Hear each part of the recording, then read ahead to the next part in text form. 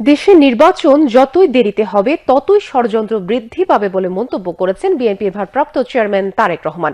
আজ Chuadanga town football মাঠে আয়োজিত জেলা বিএনপির সম্মেলনে ভার্চুয়ালি প্রধান অতিথির বক্তব্যে তিনি এ মন্তব্য করেন। তারেক রহমান বলেন, জনগণের অভ্যুত্থানের মাধ্যমে স্বৈরাচারকে হটিয়ে দেওয়া হয়েছে।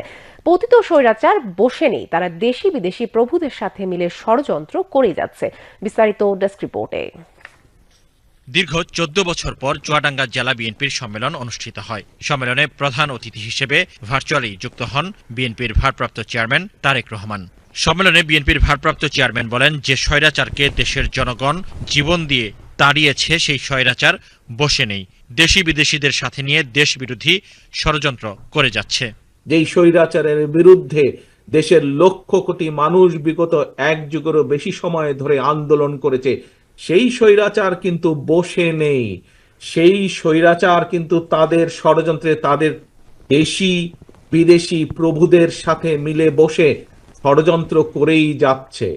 শুধু তাই নয়, নির্বাচন যত দেরি হবে এই দেশের মানুষের স্বাস্থ্য সুবিধা, এই দেশের ছাত্রছাত্রীদের শিক্ষা ব্যবস্থা, এই দেশের কৃষকদের সমস্যা, এই দেশের ব্যবসায়ীদের বিভিন্ন সমস্যা, এই দেশের বিচার ব্যবস্থার সমস্যা, এই দেশের প্রশাসনের সমস্যা, যতগুলো সমস্যা স্বৈরাচারের সময় শুরু হয়েছিল, স্বৈরাচার করে গিয়েছে, এই সমস্যার গিট্টু আরো বৃদ্ধি পাবে।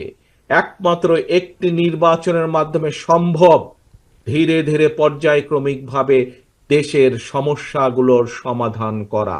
তারেক রহমান বলেন, পতিত স্বৈরাচার সরকার দেশের সবগুলো প্রতিষ্ঠানকে ধ্বংস করেছে। এগুলো আবার জনগণের কল্যাণে নিয়োজিত করতে হলে নাগরিকদের ভোটের মাধ্যমে যোগ্য প্রতিনিধিকে নির্বাচিত করতে হবে। বিগত স্বৈরাচারের সময় প্রত্যেকটি সেক্টরকে ধ্বংস করে দিয়ে গেছে। আজকে যদি এই সেক্টরগুলোকে আবার তিলে তিলে গড়ে তুলতে হয়, একমাত্র বিকল্প পথ হচ্ছে নির্বাচন। নির্বাচন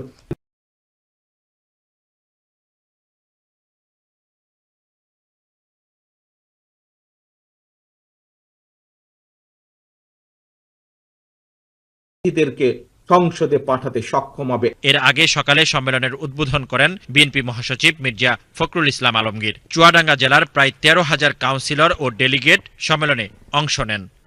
খালিদা হোসেন, বাংলাদেশ টেলিভিশন।